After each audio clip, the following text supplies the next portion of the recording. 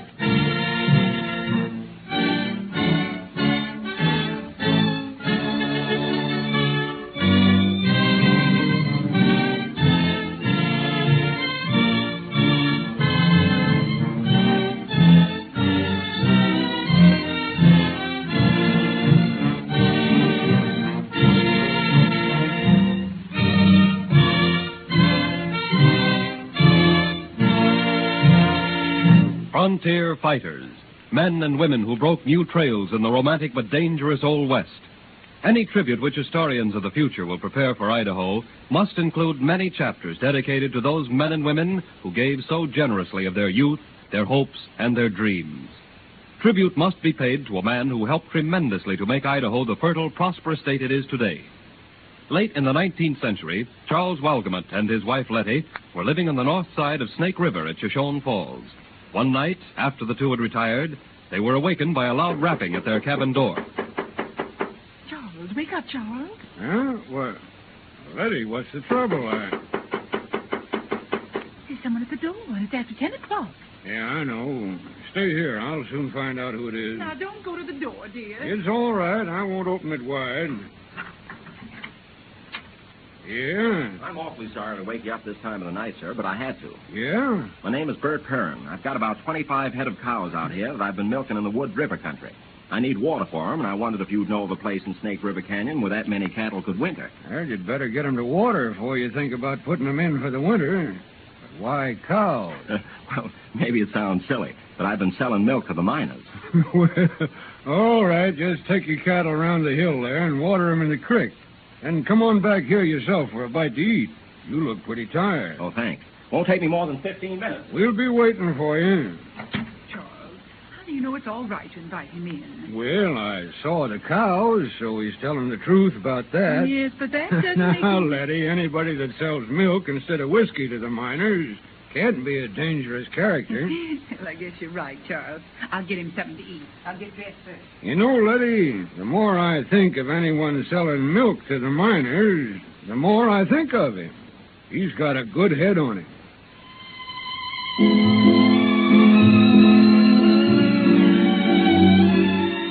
Later that night, Bert Perrin, with the enthusiasm of youth, confided in Charles Walgamot a certain plan. Maybe it's only a dream, Mr. Walgamot, but someday I'm going to make it come true. Dreams sometimes have a pretty good way of coming true, Perrin. If this one would.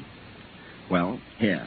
You know that stretch of river that goes tearing its way through the canyon? Yeah? Well, when you look west down the river, you can see on both sides for more than 50 miles. Yeah, all sagebrush, desert country. That's just it, desert country. You see it now, but if my dream comes true, you won't.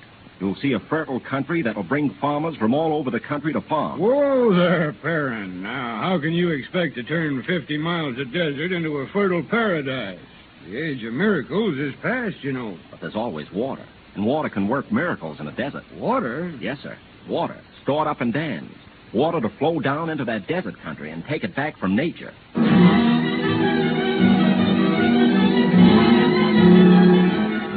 For the next few years of his life, young Perrin learned everything he could about irrigation. On every side he asked questions. He probed, he sought. He learned that in 1860, a few farmers diverted small streams into patches of desert and made it pay. Night and day he worked. He roamed the countryside, planning, dreaming. He was trying to turn his scheme into a vital reality, and on all sides he found interest interest, but not the necessary capital. The undertaking was gigantic, and he heard many objections. Yeah, I think it's a fine idea, Mr. Parent, but almost everybody here in Idaho is poor. We got no money for such a thing. Sure, Mr. Parent. Water's the salvation of this part of the country. Dams would do the trick. But to build them, you've got to have money.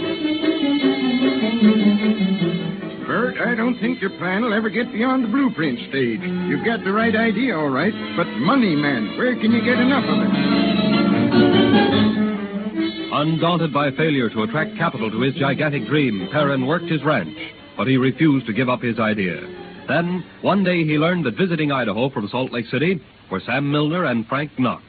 When Perrin learned they were bankers, he lost no time in outlining his scheme to them. Oh, there it is, gentlemen. I live with this idea night and day.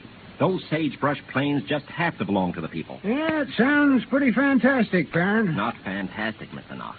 Just a little more than has ever been dreamed of before. No, Perrin, it's impractical from a money standpoint. Just a minute, Knox. Go ahead, Perrin. Look, here's a map. Now, here's the place where the first dam should be. All this territory, more than 50 miles on both sides of the river, is just waiting to be settled. If you have water, you'll have farmers. If you have farmers, you'll have produce.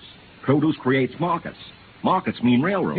Yes, of course, but you'd have to have the entire country which the dam is to influence surveyed. I know that, Mr. Knox. Uh-huh. And your idea was that Mr. Knox and I should furnish the money for the preliminary surveys? That's it.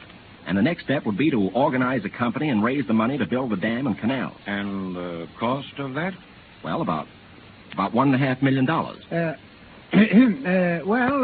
Good day, Mr. Perrin. Well, but please. To sink $1.5 million in a wild scheme like... Well, we're sorry, but it's a daydream. Oh, I see. Well, maybe someday somebody will wake up. Goodbye.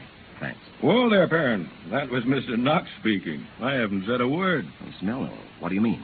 Milner, are you crazy? You can't possibly see any good coming out of this scheme. Knox, a lot of people didn't see any good of people fighting their way out to Utah. Well, there aren't any more frontiers in Utah, but there are here in Idaho. Instead of Indians, we're going to fight a desert. Well, you're not joking, Miss Milner. Young man, a man doesn't joke about opening his checkbook to the tune of enough money to survey that much territory.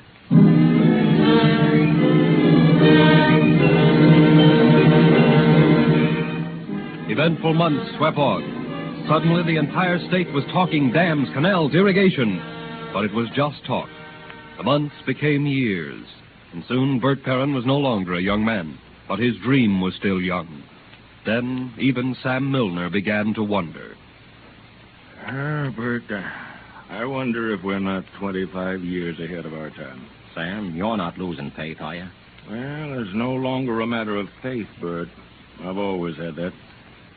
But you know what Middleton said about the money. But he's just the first one. His word isn't gospel. Not gospel, Bert. But his word may reflect the word of the money crowd upon whom we've got to depend. Sam, I've dreamed of this for plenty of years. It's got to become a reality. There's got to be towns, farms, houses, railroads, where the sagebrush is now. Sam, I can see it. Well, I wish you could see the $1.5 million. That's got to come, too.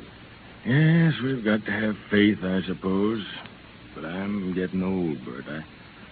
I don't know. I don't know. Sam, somehow, some way, I'm going to get that money. I'm going to show the people with the money that a dream isn't just made out of tinsel and air. I'm going to talk and talk until someone listens.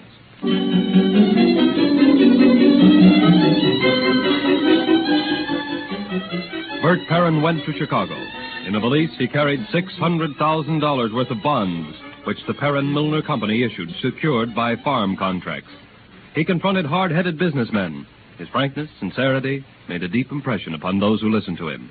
And one day, in the offices of Trowbridge and Never... I'll admit that all types of Western irrigation schemes have been failures up to now, and I think you should know the truth of it. Oh, yes, Mr. Perrin. We know that well enough. We've gone into it pretty thoroughly. Your honesty is at times a little embarrassing, your frankness engaging. But in spite of all that, Trowbridge and Never would like to handle that bond issue. But The entire $600,000? Here's the whole issue. You see, we're not buying just bonds. We're buying the honesty, the sincerity, the genius of Bert Perrin. Well, I had a lot of words ready to say. Words of thanks. I've been saving them for years. Now that the opportunity's come to use them, I can't. Never mind that. You've got a job ahead of you now.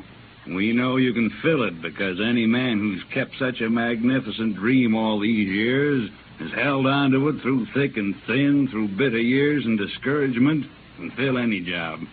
Mr. Perrin, you got to go out and sell Idaho to the nation. Overjoyed, Perrin returned to Idaho. With all the pent-up emotion of years, he and Sam Milner watched machinery come in, watched preparations for the building of the dam, and finally, one day... Hello, Mr. Perrin. Mr. Milner. Hiya, Tom. Oh, Tom, I sent for you because I wanted to keep 3 ships going 24 hours a day. We'll need every foot of floor space we can get. You bet, Mr. Perrin. And say, want to hear something? What is it? Know what they're going to call the first hotel in Twin Falls? I'm no good at guessing, Tom. Well, it's going to be called the Perrin Hotel. And don't go asking me why. Yesterday, Idaho could hardly feed herself. Today, she's confident. Tomorrow, her surplus will help feed the nation. Sam, it's going to be a mighty proud day for all of us when they let the first water out of the dam, when it flows into the canals, when it gives life to that desert. The Idaho Dam, Bert. No, Sam, not the Idaho Dam. The committee's already decided on the name. What difference does the name make? A lot in this case, Sam. They're going to give it a name it deserves. In honor of the man who saw the desert not as a barren waste, but as a green paradise. Sam, the Milner Dam will be a great thing. The great day dawned when the Milner Dam was to be dedicated. From far and near, they came for the opening of the great dam. Farmers whose lands were to be irrigated. Merchants whose livelihood depended upon the prosperity of the farmers. Men, women, children. The crowd stood waiting as a man was introduced to them. And now we turn these controls over to Mr. I.B. Perrin, the father of irrigation in Idaho. A man by whose faith, vision, and courage this Milner Dam is today made possible. The man we all know and love, Bert Perrin. Friends, at a time like this, words are futile. I can only say, well, that this is a great day for all of us, for Idaho. The minute this water goes down the spillways and into the canals, 50 miles of parched desert will drink the water to turn them into miles of green, fertile land. For you, through the spillways of Milner Dam, I give to America a new and conquered frontier.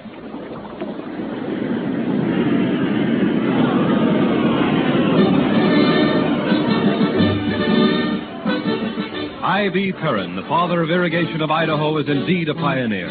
He fought no Indians, nor did any of the things we commonly associate with the pioneers of the West. But he did open a new frontier of 50 miles of desert, opened it to prosperity and happiness. Truly, he is a great frontier fighter.